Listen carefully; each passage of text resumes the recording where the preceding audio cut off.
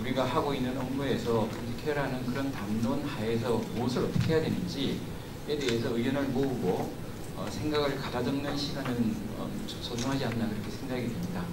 좀 새롭게 발견한 게 우리가 이제 이 사회복지 특히 이제 이 사회 서비스의 발전을 이야기할 때 인구학을 되게 중요하게 합니다. 인구 비율, 특히 노인 인구 비율. 근데요, 영국이 1990년에 노인 인구 비율이 얼마냐면요, 15.7%. 15.7%죠. 그런데 지금 현재 영국의 노인 인구 비율이 얼마냐면 18%. 18%입니다. 한국은 91년 당시에 노인 인구 비율이 얼마였냐면 5.2%. 3분의 1 수준이죠. 그죠? 그런데 이제 한국이 지금 현재는 몇 프로냐면 14.3%. 그런데 정말 놀라운 사실은 2026년이 되면 한국의 노인 인구 비율이 영국보다 살짝 추월합니다. 정말 놀라운 사실입니다. 그러면 이제 이걸 뭐라고 이야기할 수 있냐면 영국이 15.7에서 20, 한 5포인트를 올라오는데 한 30년 걸립니다. 5포인트 올라오고. 지금 우리가 13.4인데 14.3인데 이게 20이 되는데 불과 6년 내지 7년 남았어요. 그럼 이제 이게 뭔 이야기냐면 영국이 15%일 때 사회 서비스의 대대적인 계획을 했다 이렇게 보면 우리가 지금 14.3포인트에서 대대적인 계획을 시작하는구나 이렇게 보는 거죠. 처우 조건의 불안정 이런 문제들이 생기잖아요. 그죠?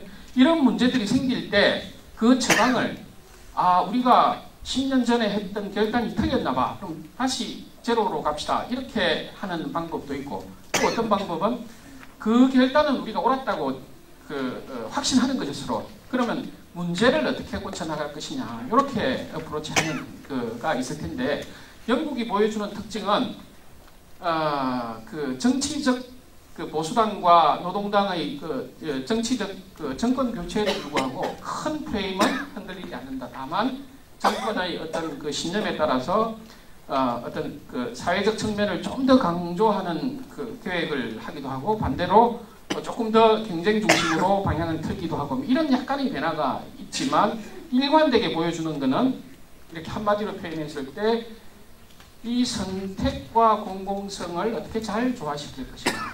이게 우리가 선택이라 하면 우리 서비스라고 하는 게 결국 이용자들의 입장에서는 나의 의사가 얼마나 많이 반영될 수 있냐 하는 게 이제 관건이 있잖아요. 그죠? 90년에는 크게 두 가지 포인트가 달라집니다. 첫 번째 포인트는 거주시설 중심의 보호체계를 지역사회 중심으로 바꾼다. 이게 큰 포인트의 하나였고 이거 거의 유사한 비중을 갖는 또 다른 포인트는 뭐였냐면 국가가 직영하던 방식에서 민간에게 역할을 맡긴다. 그리고 정부는 돈을 떼고 이용자를 보내고 하는 이런 역할을 한다. 이게 이제 기본 계획이고요. 그래서 정부가 이제 이걸 하면서 뭐라고 이야기했냐면, 당시 영국 정부가 이 제도를 하면서, 이제 물론 반대도 많았겠죠, 그죠? 하면서 이제 슬로건으로 뭐라고 이야기했냐면, 돌봄 사회 서비스의 효율성을 높인다. 이게 1번이었고, 2번은 뭐냐면, 효율성을 높일 뿐만 아니라 이용자의 선택권도 높인다. 이제 이렇게 바꿨더니, 한 4, 5년 시행을 하니까 이제 이런 반응이 옵니다. 현장에 장애인 운동하는 사람들, 소비자 운동하는 사람들이 뭐라고 이야기하냐면 정부가 이용자 선택하겠다고 이렇게 설명을 했는데 실제로 내가 받아보니까 제도는 선택하겠다고 했는데 실제로는 선택이 안 되더라는 거예요. 왜 안 되냐면 여러 가지 이유가 있을 수 있는데 내가 이용자로서 우리로 치면 뭐 시군구나 동사무소 가서 신청을 하면 내가 모든 걸 알고 있으면 내가 찾을 수 있죠, 그죠? 근데 되게 잘 모르잖아요, 그죠? 정보 약자들이기 때문에. 그러면 결국은 그 동주민센터나 시군구의 데스크에서 안내하는 공무원이 당신은 여기 가면 될 것 같습니다. 이러면 그게 결정이라는 거예요. 그러니까 내가 선택하는 게 아니라 결국은 선택하는 듯한 사기를 당했다. 이렇게 느껴진다는 거예요. 그래서 이런 문제 제기를 계속하면서 뭐라고 주장하냐면 자, 선택권을 준다고 정부가 우리한테 이야기하니 그러면 진짜 달라. 진짜 주는 방법은 뭐냐 하면 뭐 그렇게 복잡하게 주냐. 나이 100만 원을 그냥 나에게 달라. 굉장히 쿨한 이야기죠. 그죠? 선택권을 준다고 했으면 그 100만 원을 가지고 선택권을 행사하세요가 아니라 진심으로 선택권을 주겠다고 생각하면 100만 원을 나에게 주면 내가 그 100만 원 현금 갖고 그냥 쓸게. 국가가 그렇게 어렵게 시스템을 돌리냐. 이런 이야기입니다. 그래서 이제 이 주장이 한 3, 4년 동안 논쟁을 거치다가 법으로 받아들입니다. 이용자 선택 제도로 민간에게 많이 넘겨놨더니 어떤 문제가 생기냐 하면 사건, 사고가 막 생깁니다. 뭐 이제 그 이용자를 기만하는 공급자, 이용자에게 뭔가 적절치 않은 언행을 하는 제공 인력 이런 문제가 생깁니다. 이런 문제가 생기니까 여기에 대한 논란이 몇 년 동안 있어오다가 2000년에 품질표준법이라고 하는 것을 만듭니다. 이 품질표준법의 이 내용은 뭐냐 하면 강력한 품질 감독기구를 만들어가지고 모든 제공기관에게 엄격한 감시와 감독을 하겠다. 그리고 이걸 실제로 하는 이런 제도를 만들어낸 게 2000년 케어 스탠다드 액트고 이게 지금 또 작동하고 있습니다. 굉장히 강력한 품질 시스템이 이제 돌아가고 있는 상황이고요. 이 다이렉트 페이먼트가 처음 시작할 때는 영국 전역이 어떻게 예상했냐면 이제 거의 80%의 국민들이 이 받아가는 걸 전부 현금으로 받아갈 거라고 예상을 했는데 이 비율이 10 내지 20%에서 계속 서급하고 있는 거예요. 그래서 이제 2003년 요쯤에 어떤 대안을 다시 이야기하냐면 주요 소비자 단체, 이용자 단체와 장애인 단체들이 뭐라고 이야기하냐면 뭐 노인 단체, 장애인 단체들이 또 이제 어떻게 이슈를 제기하냐면 정부가 이거 하면 진짜 선택권이 높아질 거라고 얘기를 했는데 실제로 보니까 안 높아진다. 이 이용자들이 20%밖에 안 되는 이유는 정부의 책임이 있다. 그래서 이제 정부에게 뭐라고 이야기하냐면 이게 안 되는 이유를 정부가 책임지고 해소하세요. 이렇게 요구합니다. 이렇게 요구하니까 정부로서는 참 난감한데 이때 마침 이제 발달장애인 전문지원단체 인컨트롤이라고 이따 우리가 설명해 드릴 텐데 이 단체가 굉장히 열심히 주도적으로 그 대안을 계속 내놓습니다.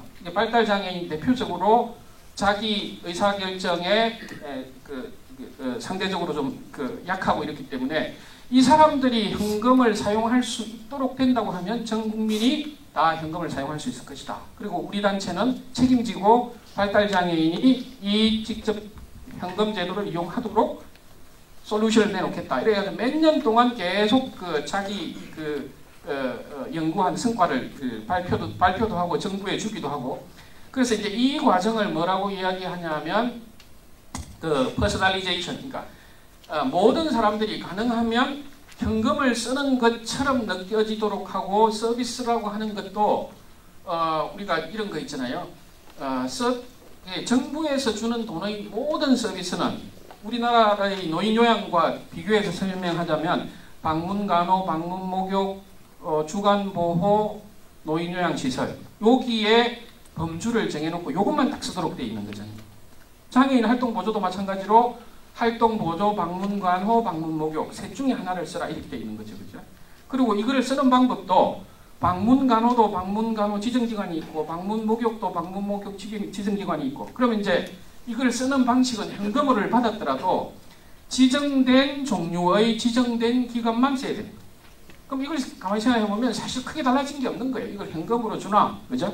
그래서 이제 이 단계에서는 뭐를 이야기하냐면 용도와 용처를 과감하게 해체하시오 이렇게 얘기해요.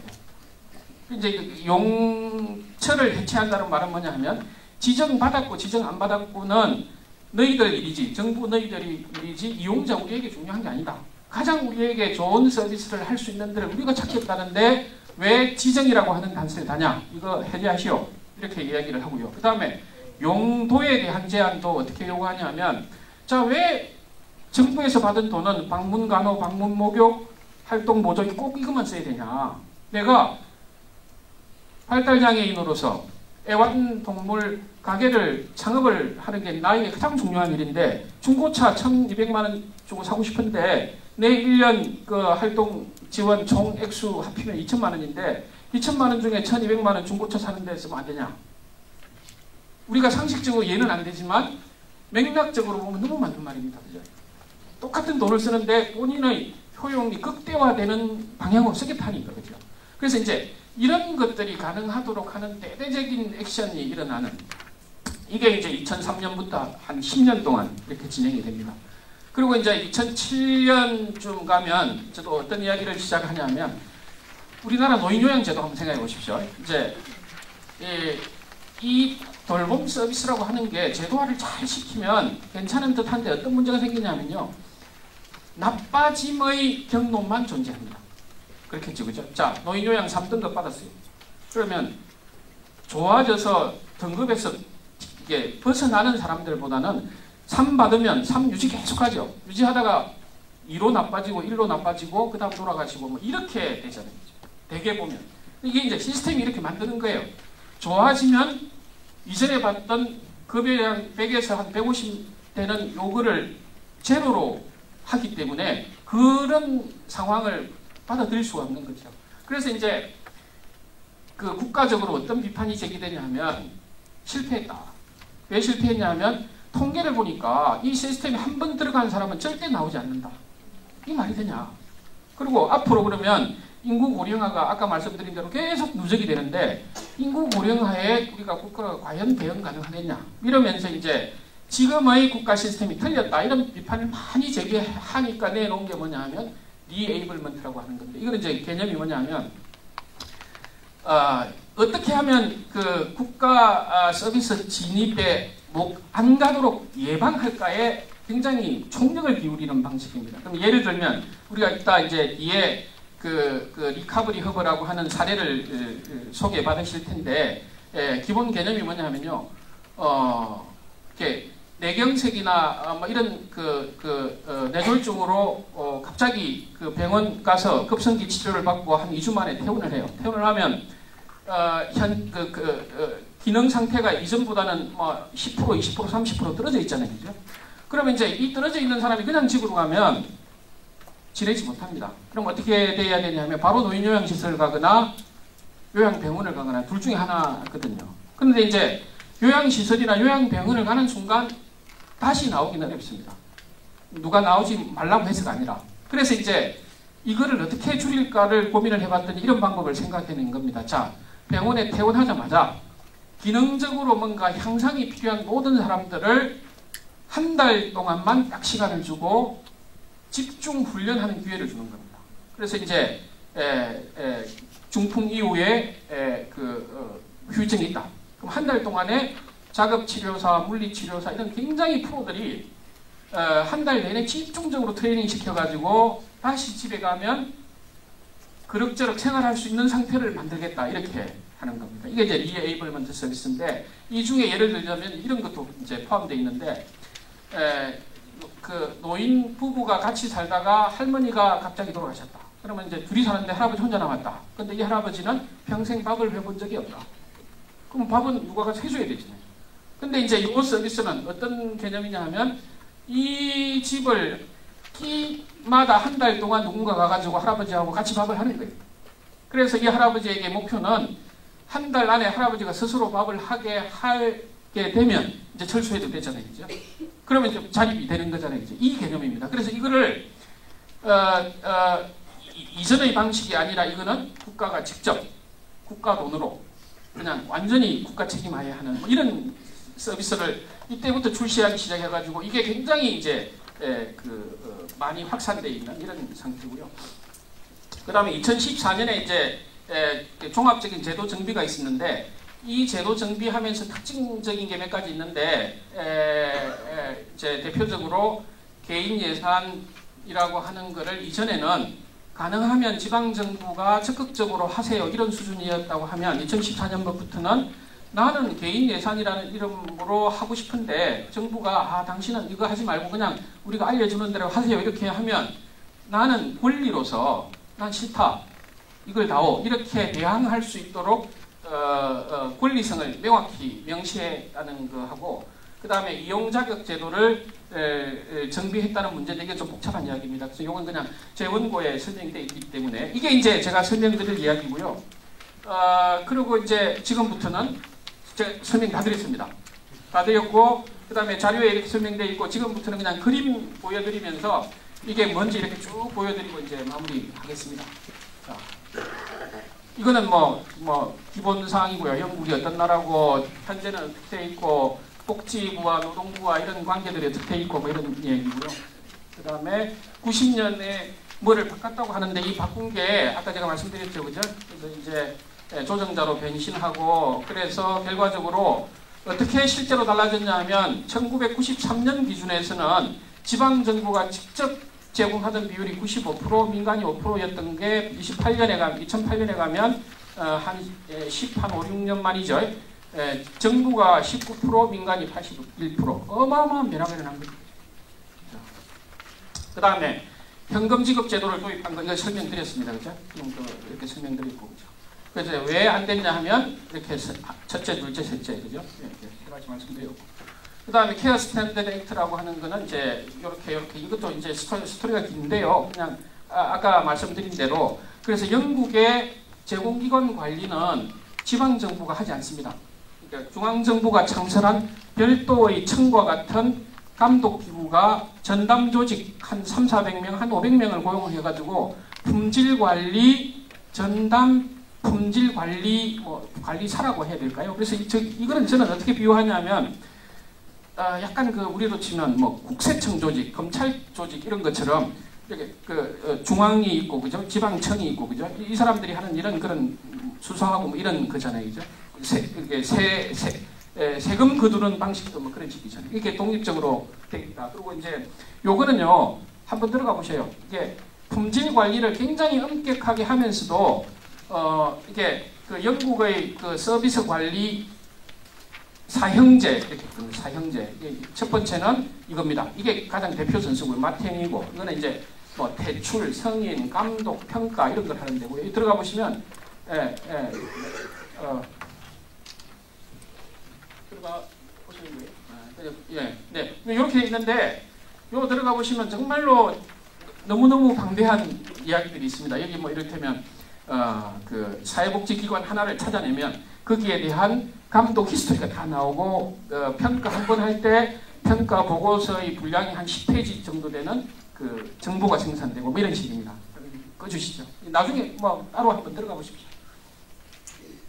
그래서 이거 하나하나 들어가면 시간이 걸리기 때문에요.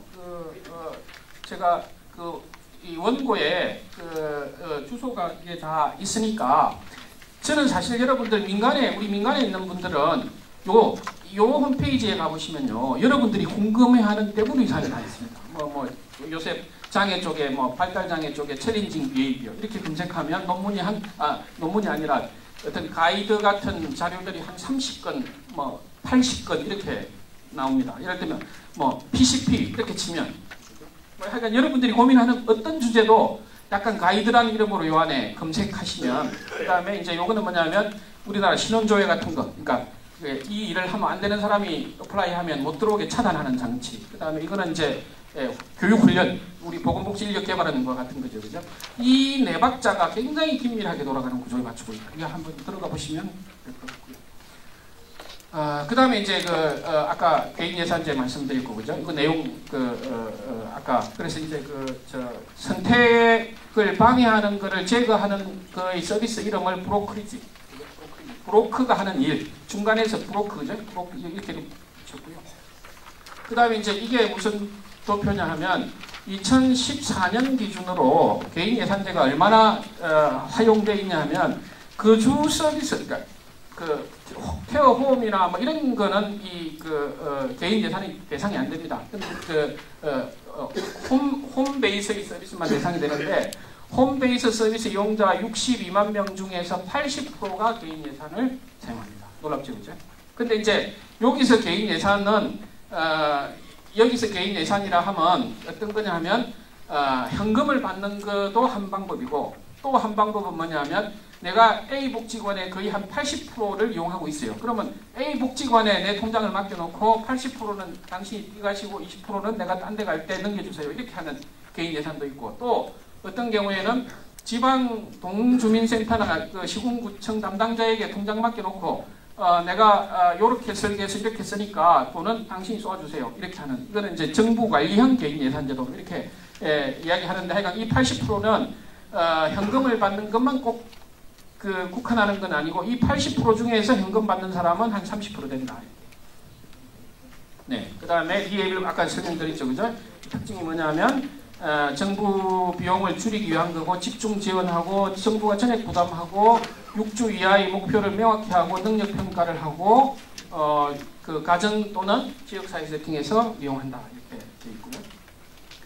그 다음에 이제 새로운 2014년 이제 굉장히 크게 바꾼다고 바꿨는데 이 대목은 제가 이제 어떻게 이해되냐 하면 되게 합리적이고 되게 좋은 방향으로 바꿨다고 이렇게 설명하고 있습니다. 설명하고 있는데 저는 이 대목에서는 참 놀랍게 표현했다 이렇게 평가하는데 이제 정확한지는 모르겠으나 이걸 보면요 이게 재정지출입니다. 재정지출. 이거는 이제 이거를 시세를 그러니까 뭐라 그럽니까 인플레를 반영해가지고 그래프를 그려보면 이렇다는 겁니다. 그러면 이제 총 지출이 그래프가 이렇습니다. 그러면 이제 가장 높았던 게 2009년에 가장 높았다가 쭉쭉 떨어지고 있는 거예요. 연구 굉장히 어렵잖아요, 그죠? 그리고 떨어지는 정도가 요쯤 오면은 확 떨어집니다, 그죠? 그럼 이제 이거는 무슨 사인이냐 하면 옛날 제도로는 못 버틴다는 사인이 왔겠죠, 그죠?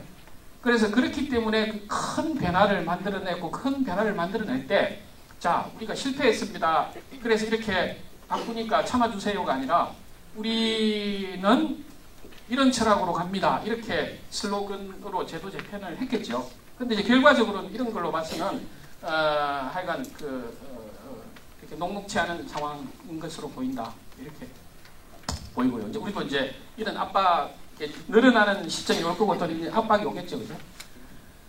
그 다음에 이제 지금 현재 서비스 이용하는 사람들의 구성을 보면 대략 뭐 이렇게 돼 있다. 그래서 여기서 주목할 부분은 요 영역, 이거는 이제 여러분들이 발달장애라고 보시면 됩니다. 요 영역의 웨이트가 굉장히 높다, 실제로. 이게 주로 이제 노인 파트입니다, 이제 이게. 노인 파트 이야기고, 노인 파트 플러스 신체장애를 포함하는 거고, 이 발달장애 영역이 이 전체 중에서 21.4%. 그럼 이 말은 뭔 말이냐 하면 총 노인 요양을 포함한 총 예산 중에서 발달장애 지분이 20%다 이런 얘기. 우리가 상상하는 것보다 훨씬 높죠, 그죠? 그 다음에 이제 요 이야기는 우리나라가 어떻게 했으면 좋겠냐 하는 이야기인데요.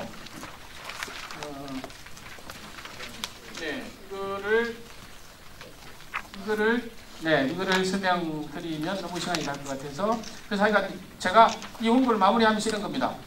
민간과 정부의 영역이 존재하고 그래서 정부는 뭘 해야 되는 것 같으냐면 요거 그죠? 요 서비스 안내를 해야 되고 두 번째는 아까 제가 말씀드렸던 리에이블먼트라고 이야기했던 그 리카버리 허브 같은 거 요거를 하고 이게 아마 사회 서비스 원 같은 게 생기면 이런 거를 하는 게 맞지 않을까 싶고 그 다음에 민간 영역은 이렇게 복지관형의 이런 서비스, 그 다음에 활동 지원이나 노인 요양형의 이런 서비스. 그러니까 복지관은 지역과 네트워크와 이런 걸 어떻게 만들 것이냐를 고민하고, 요 서비스는 어떻게 개인의 밀착 서비스를 만들 것이냐, 이 전체를 어떻게 돌릴 것이냐는 아까 품질관리원과 같은 그런 국가가 할 역할이고, 이렇게 구성되는 게 그림이지 않겠냐. 네, 이상입니다.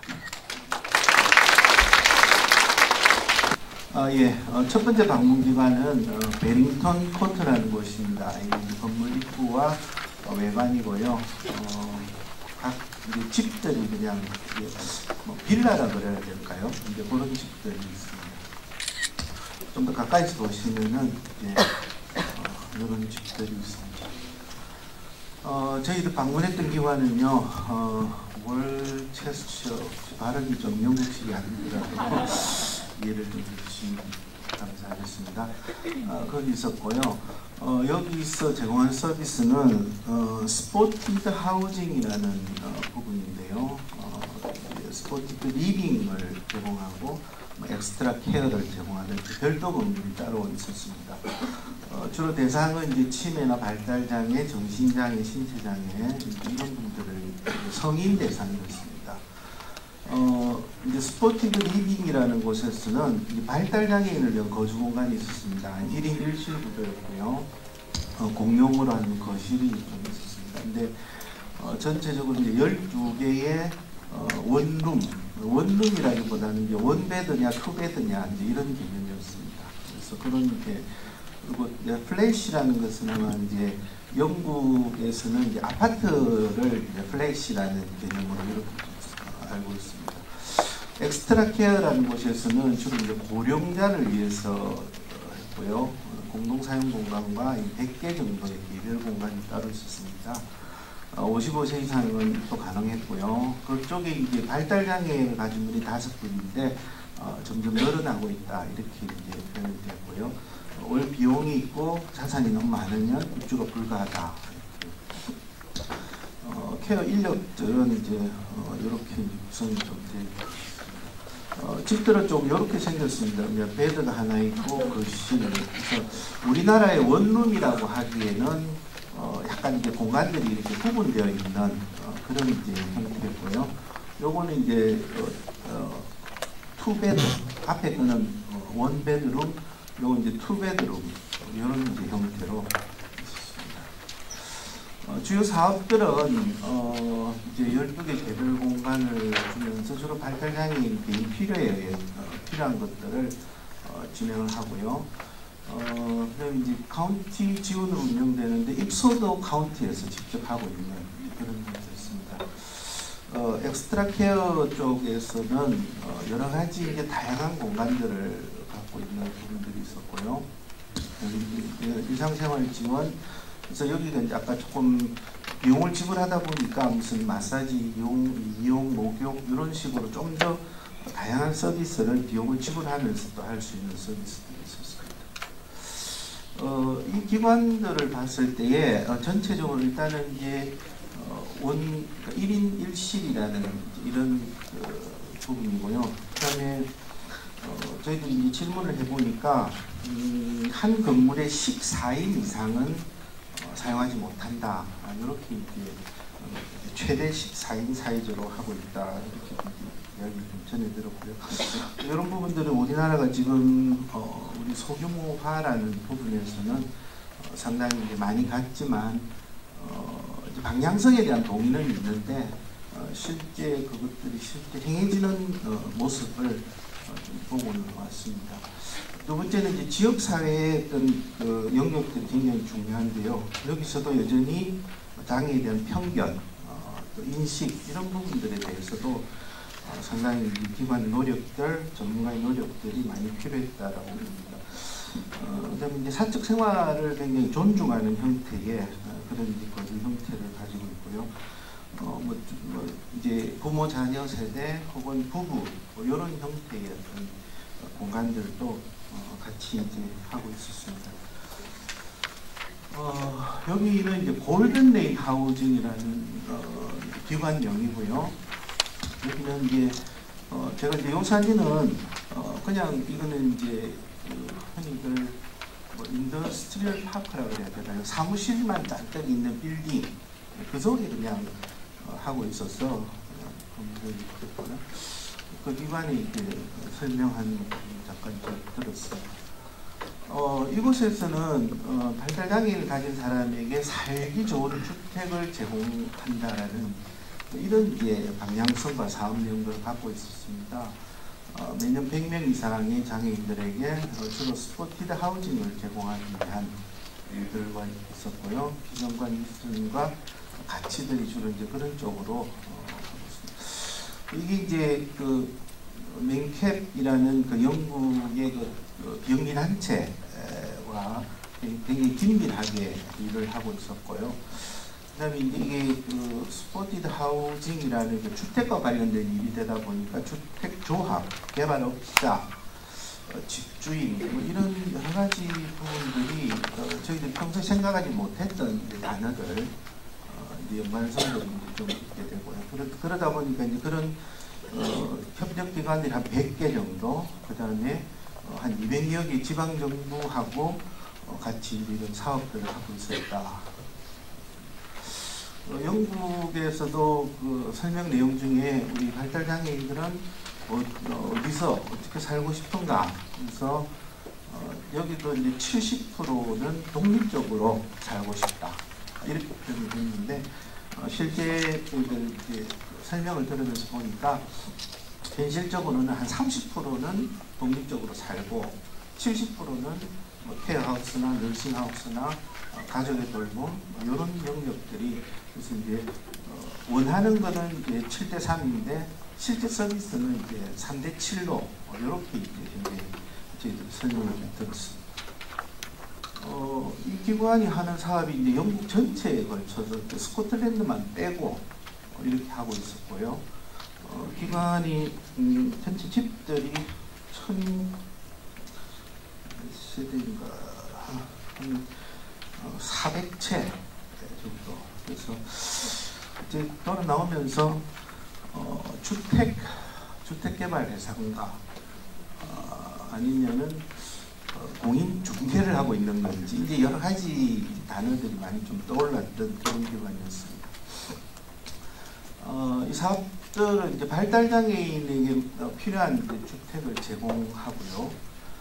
그 다음에 또 하나는 이게 이제 장애인 가족들이 많이 고민하는 부분인데 그 가족이 가지고 있는 그 재산을 장애인에게 물려줬을 때 이것을 어떻게 하면 잘 지키고 활용할 수 있을까라는, 그래서 이제 이게 신탁이라는 개념으로 접근에 들어가는 그런 부분이었습니다.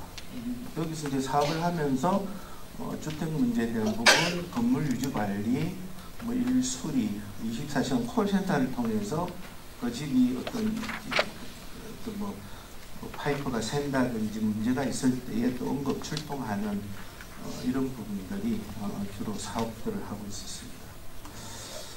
이 기관에서는 이제 뭐 여러 가지 장애인 욕구와 특성에 맞는 다양한 거주 서비스를 실제 하고 있었고요.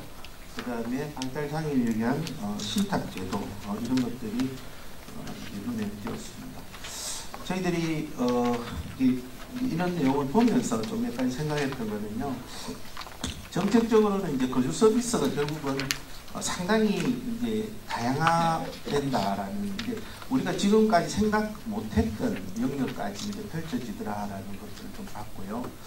앞에 교수님 말씀하신 CQC, 그러니까 질을 관리하는 이제 한마디로 이제 약간 시장성이 되다 보니까 그 질을 관리하는 어떤 무슨 체계들이 이제 작동이 되고 있었고, 이것뿐만 아니고 정부의 그 케어 매니저라는 이런 영역들도 상당히 이제 확대되어 있었고, 그다음에 개인 예산제, 거주 정책과 일자리 정책 이런 것들이 한쪽 부분만이 아니고 장애인을 중심으로 전체적으로 포괄적으로 접근하는 이런 부분들이 중요했다고 생각합니다. 실천적으로는 이제 그 위험 관리나 실제 안전 뭐 이런 부분들에 대해서도 이제 뭐 여러 가지 이제 그 첨단 시스템을 가지고 좀 접근에 들어가는 이런 부분들이 있었고요. 그다음에 이제 이 케어 매니저, 결국은 인력이 어떤 그 양성과 훈련들을 어떻게 갈 거냐라는 부분들을 지금 봤습니다. 마무리 내용을 잠깐 보면요. 이제 한 개인이 지역사회에서 독립적 생활을 하기 위해서 필요한 각종 사회적 협의와 서비스, 인권 중심, 지역사회 중심, 개인의 자기결정, 선택 중심으로 이제 재정렬하는 과정에서 보면 그동안에 우리 거주시설 정책이 저소득 장애인을 위한 보호유기 서비스였다. 이렇게 된다면 장기적으로 이게 이제 시설의 울타리를 넘고 재발장애인 대상 거주 지원 서비스까지 이렇게 포함을 하다 보면은 지금까지 생각 못했던 다양한 형태의 거주 서비스에 대한 욕구가 아마 이제 요구가 나올 거고요. 이런 부분에 대해서 이제 점점 정부와 지방자치단체에게 적극적으로 이제 요구를 하고 또 거기에 대한 이제 응할 수밖에 없는 구조. 그다음에 이제 우리들 역시 서비스 제공자로서 앞으로 우리 역할이 뭔지, 과제가 뭔지에 대한 이런 숙제들이 있었습니다.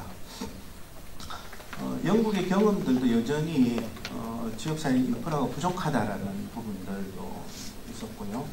그 다음에 이제 지역사회 어떻게 하면은 이제 함께 갈 것인지에 대한 부분. 그 과정 속에 우리는 서비스 기관들의 어떤 노력, 앞으로의 변화를 뭘 해야 될지에 대한 고민들. 그 다음에 이런 정책 과정을 결정하는 과정 속에 현장과 실천가들이 어쨌든 간에 적극적인 참여를 해서 바람직한 방향으로 가야 된다라는 부분입니다.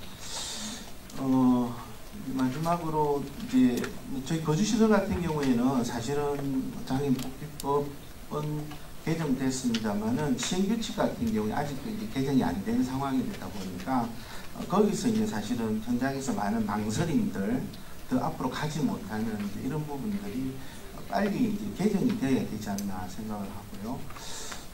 이제 사회복지법인이라는 구조가 앞으로 단순히 시설 운영이라는 이런 틀에서 좀 벗어나서 전반적인 장애인 복지 서비스, 거주 지원 서비스를 어떻게 할 것이냐, 그 시설 울타리 내 이게 전체를 포함 아우르는 이런 이제 물꼬들도 필요하다라고 생각을 합니다. 마지막으로 잠깐 소감을 말씀드리면요, 저는 커뮤니티를 이번에 설명을 들으면서 이게 이 단위 시설만 쳐다보고 있어서는 안 되겠다라는 생각이 좀 들었습니다. 그래서 좀 더 이렇게 좀 더 위에서 이걸 좀 내려다보면서 이제 가야 되지 않나 생각하고요. 이게 이제 우리들만의 노력 가지고는 결국 한계가 있을 것이다. 그래서 정부 정책 가운데에 개별 예산제라든지 혹은 아까 그 CQC라는 서비스 질을 관리하는 부분, 그 다음에 지방정부가 가져야 될 케이스 매니지먼트, 이런 부분들이 법제도가 같이 개선이 된다면 상당히 이제 시너지 효과가 나지 않을까, 그렇게 생각을 합니다. 어쨌든, 저희들 다녀오면서, 그냥 현장하고 조금, 지금 저희 현실하고 좀 동떨어졌지만, 앞으로 우리가 이제 저쪽으로 가야 되겠다라는 그런 이제 큰 그림들을 좀 보고 올 수 있는 귀한 시간이었습니다. 감사합니다.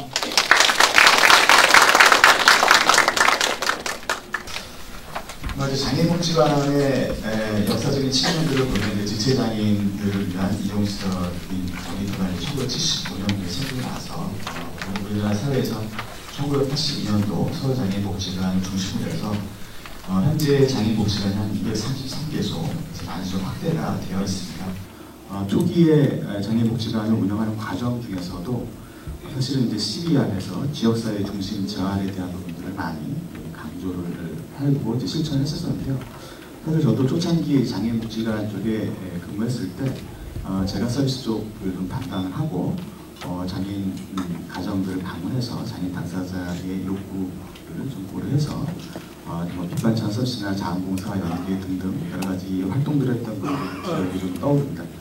그래서 지금 이제 커뮤니티케어에 대해서 보건복지부에서 사실 3월달에 이제 발표를 했는데 장애인복지관에서 갖고 있는 인식 부분들은 커뮤니티케어가 상당히 새롭다기보다는 기존의 장애인 복지관을 비롯해서 이런 사회복지 시설들에서 많이 해왔던 부분인데 다만 좀 다른 측면이라고 한다고 하면 국가가 좀 더 공적인 측면에서 진단 사정을 통해서 장애인 당사자에게 정말 필요한 서비스를 지역사회 안에서 좀 더 체계적으로 이루어질 수 있도록 수립해 나가는 그런 부분들이 아마 초점인 것으로 생각이 됩니다. 그런 측면에서 이제 컴퓨터케어와 관련돼서 우리 송구선 선생님 잠깐 이제 생각했던 부분 중에 하나는 이 부분들이 3월달에 발표하고 6월 5일날 종합계획을 발표했습니다. 그리고 11월 초에 실질적인 앞으로의 이제 중장기 로드맵과 관련된 종합계획을 발표할 예정에 있는데요. 이런 가운데에서 제가 이제 속해 있는 이제 한국사회복지시설 단체 협의회라고 앞에 이제 4개 단체와 또 7개의 단체가 합쳐서 8개 단체가 있는데 그 단체에서 보건복지부의 황승현 단장님하고 간담회를 했고 또 국무총리 민정실장하고 간담회를 했는데 그 안에서 핵심적으로 된 것 중에 하나가 커뮤니케어를 추진하는 가운데 있어서 현장과의 소통, 민간 협력에 대한 중요성을 많이 강조했습니다. 아마 이 커뮤니케어 정책이 추진되게 되면 결론적으로 우리 장애인 복지관이라든지 사회복지관, 노인복지관 쪽 부분들도 상당히 좀 중요한 역할들을 많이 하게 될 것 같은데요. 그 부분은 커뮤니케어가 사실은 보편적으로 돌봄이 필요한 분들에 대한 서비스를 지원을 해야 되는 부분들이 기본적인 방향적으로 맞지만 우선적으로 우리 돌봄이 필요한 장애인, 노인, 그리고 또 노숙인, 정신장애 쪽에 중심을 두고 사업이 전개되는 측면이 있기 때문에 그렇게 좀 이해를 하시면 될 것 같습니다. 저는 간략하게 좀 몇 가지만 좀 말씀을 드리면서 하겠는데요. 내년부터 한 2년간 커뮤니케어 관련된 선도 사업이 진행됩니다. 특히 장애인 쪽에서는 탈시설과 연관된 측면에서 사업들이 좀 진행이 됩니다. 현재 정부에서 81억의 예산을 선도사업 예산으로 좀 책정을 해서 그 가운데에서 장애인 우리 장애인 쪽에 탈시설 관련된 측면에서 한 28억 정도가 책정이 돼서 앞으로 2년 정도 하게 되는데요. 총 12개 지자체 가운데서 4개 지자체가 장애인 쪽의 선도사업을 추진하게 되는데 그 가운데 핵심적인 내용이 장애인 자립주택 운영 그리고 또 지역사회에서의 장애인 자립을 지원하기 위한 이런 부분들입니다. 그래서 이런 부분들이 결론적으로는 그 장애인 거주지에서 실질적으로 지역사회로 좀 더 나와서 좀 더 독립적으로 생활을 하고자 하는 장애인 당사자에 대해서 읍면동 케어 돌봄 창구에서 이제 그 진단 사정을 통해서 이제 이루어진 형태로 정부가 좀 그림을 그리고 있는데요. 그런 가운데서 중요한 부분들이 단순하게 주거를 좀 다양화해서 주거지를 지역사회로 이전했다고 해서 모든 문제가 해결되는 부분이 아니고 실질적으로 돌봄이 필요한 우리 장애인 당사자에게 필요한 서비스가 좀 맞춤형으로 이루어지는 것들이 중요할 것 같습니다. 그래서 주거뿐만이 아니라 직업부터 시작해서 우리 건강과 관련된 부분들 또 여러 가지 다양한 부분들이 함께 좀 이루어질 수 있는 체계에 좀 갖춰야 될 것 같은데요. 그런 측면에서 봤을 때 정부가 이제 2025년까지 이 돌봄 서비스와 관련된 인프라를 마련하고 그런 가운데에서 컴퓨터케어와 관련된 부분들을 좀 해나가게 되어 있는데 제가 볼 때 이제 가장 중요한 부분들 중에 하나는 결론적으로 중앙정부 차원에서의 예산 확보 그리고 또 지방정부에서도 매칭 펀드에서 이루어진 부분이 있기 때문에 중앙정부와 지방정부에서 커뮤니케어를 정말 지역사회 안에서 잘 구현될 수 있도록 충분한 예산을 확보하고 그리고 또 장애인 복지와 관련된 법률이라든지 제도에 대한 부분도 같이 좀 정비해 나가지 않는다고 하면 결론적으로 봤을 때는 이 커뮤니케어가 영국에서 이루어졌던 과정들을 단기간 내에 답습을 하는 과정 중에서 실질적인 측면에서의 돌봄 서비스 인프라 구축이나 정말 장애인 당사자의 욕구에 기반한 이 서비스 지원 체계가 잘 이루어지지 않을 수 있을 수 있기 때문에 그런 부분이 좀 중요할 것 같습니다. 복지관의 향후 변화 관련해서는 내년도에 선도 사업을 하는 부분들이 탈시설 자립주택과 연관된 부분이고 결국은 장애인 당사자 욕구에 근거해서 좀 더 지역사회에 나가서 다양한 주거 공간으로 이제 지역사회에서 사는 데 있어서 실질적으로 장애인 복지관이 기존에 해왔던 부분에 있어서의 진단 사정 또 사례관리 또 개인별 지원계획 수립에 있어서 강점을 갖고 있기 때문에 이러한 부분을 토대로 해서 장애인 당사자가 좀 더 지역사회 안에서 돌봄과 관련된 측면에서 좀 체계적인 서비스 지원이 이루어질 수 있는 방향으로 좀 가야 된다고 생각을 하고요. 대원이 확보가 되어야만 그 말은 곧 중앙정부가 져야 될 책임을 명확하게 선언을 해야만 이게 컴퓨터가 잘 작동되지 않겠나라는 그 말씀은 참 가슴에 와닿는 것 같습니다. 주간보호 시설이 커뮤니티 케어라는 말이 나오니까 주간보호 시설 앞으로 많이 만들어져야 되겠네요. 주간에서 지역에서 실질적으로 낮 시간을 이용하는 곳이 주간보호 시설 아닌가 이렇게 생각을 하는데, 막상 또 커뮤니티 케어를 안을 들여다보면 주간보호 서비스, 주간 서비스라고 얘기를 하는데, 거기에 대한 어떤 대책이나 이제 그런 것들은 좀 굉장히 좀 미비하고 그 폐시설에 초점이 맞춰져 있는 부분들이 많이 있습니다.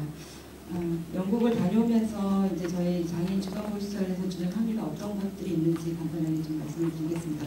제가 이제 10년 전에 해외 연수를 갔을 때는 너무 부럽다라는 생각을 되게 많이 했어요. 이렇게 선진국이 이런 제도들이 우리가 언제 저렇게 쫓아갈 수 있을까라는 생각을 좀 많이 하고, 우리하고 현실을, 우리 상황하고는 좀 맞지 않는 부분들, 부러운 부분들이 많이 있었다면, 이번에 영국에 가서 느낀 거는